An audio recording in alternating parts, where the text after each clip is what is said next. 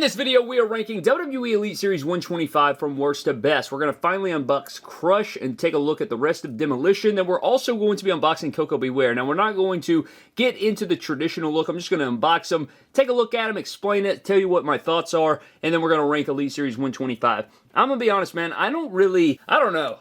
I'm thinking that maybe Koko Beware is going to lift up this set, but I don't know, man. I'm not the biggest fan of this set. And if I look at it over the rest of the year, I mean, we're going to find out, what the best Elite sets are, and a lot of people were wanting me to create an award for the end of the year to crown the best main Elite set. And we may do that, and we may rank all the Elite sets at the end of the year and maybe do a best and worst because, I don't know, this just isn't my favorite set. We have reviewed Giulia and Jacob Fatu, we reviewed Cody and Stephanie Vaquer, and now we're reviewing, kind of, Koko Beware and Demolition Crush. So, this should be fun, man. Let's unbox them. Let's get them all out of their packaging, and we will take a look at them, but I don't know, man. I don't know. I just felt like a lot of the stuff here is lacking, and what used to be good just isn't good. I don't know. Let's shut the hell up and unbox them, though.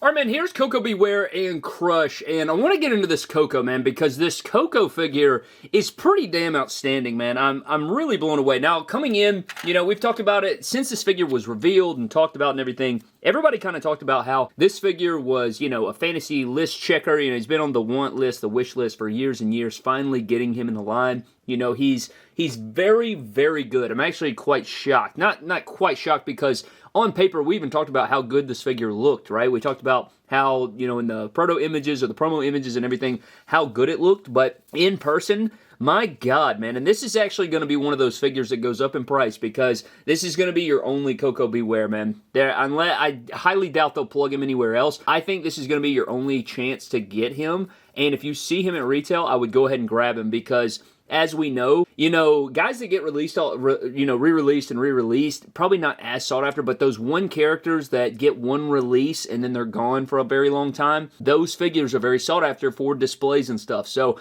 this guy's going to be up there, but I really like this entrance coat. The gold looks really good. I like the parts choices here in everything there. The tights are really sweet. I think that these tights look so damn good, man. You got the bird on the side. Both sides looking good, the blue and yellow. And then even the boots. Very clean boots there. Clean boot deco as well. Just fantastic on the colors, the pops, man. Got that gold headband, says Birdman on there. The signature Koko Beware glasses. My son actually wears those. Years and years ago, we got some fan mail, and they sat on a shelf forever, and then one day my son came into my office, and he picked them up, and then he's been wearing them in the summertime when we go to the pool and stuff, and it's got the little Koko Beware signature on there, so, very cool. So I don't know, I play into that. His are white, though, but this is still really sick. So I love that. This figure is just really good, man, and he actually feels quite good in the hand. His posability is nice. It doesn't feel like it's going to snap in half. This is, like, a just fantastic execution, If we talked about people that bat a high percentage, I mean, he's one of one. You only have one Koko Beware, and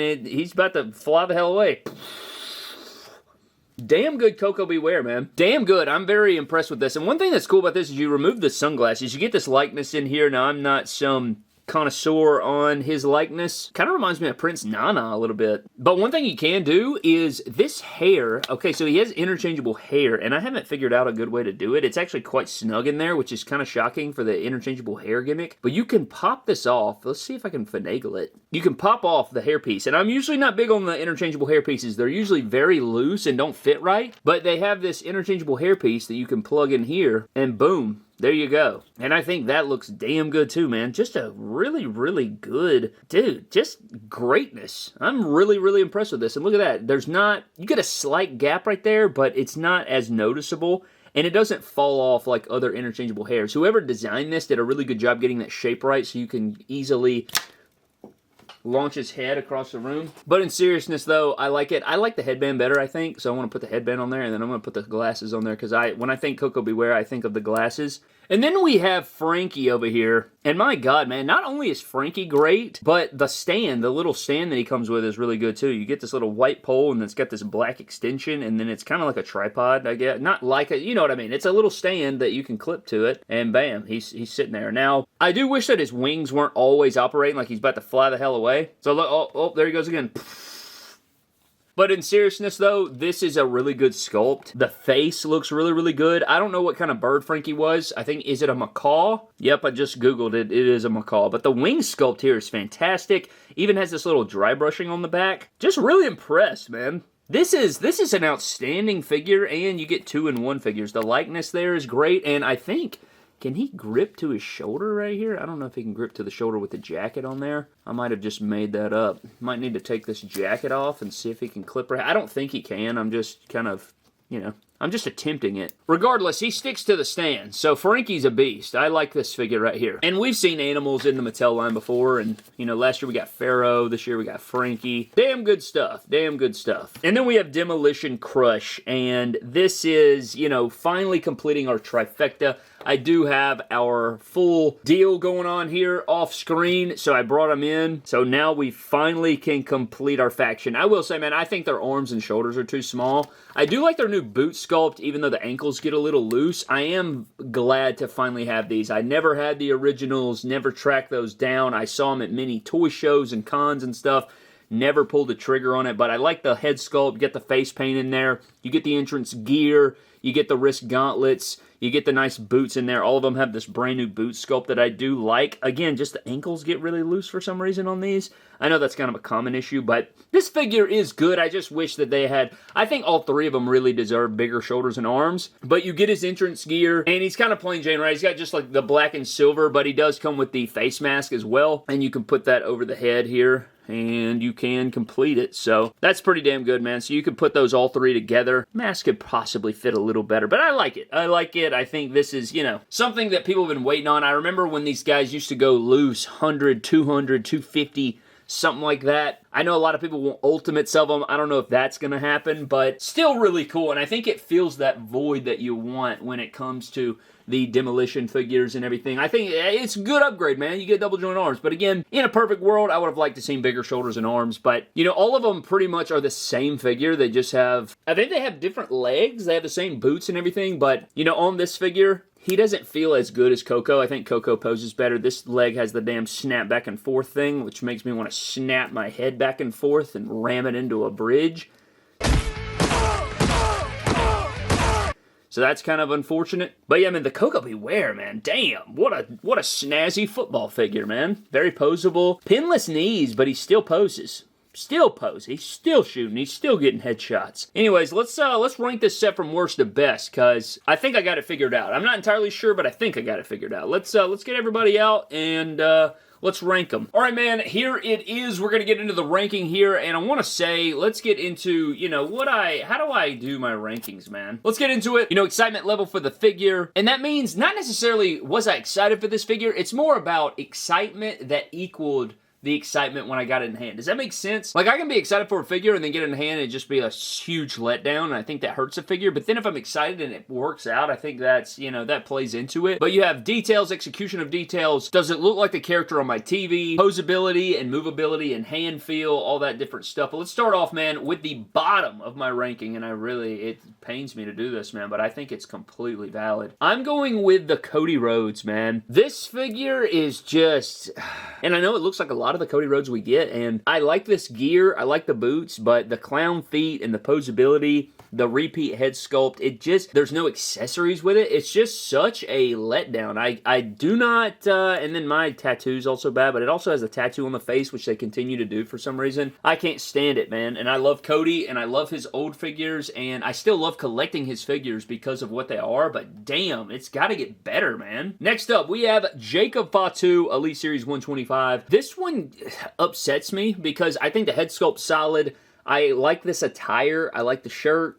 And I don't know, man. I don't hate the figure, but it just has a lot of the same issues we've seen with Jacob Fatu. I think his formula doesn't work. His shoulders and arms are too small. I don't like the way his legs look. His posability is pretty stiff. He has the clown boots or the clown feet that are very, very big.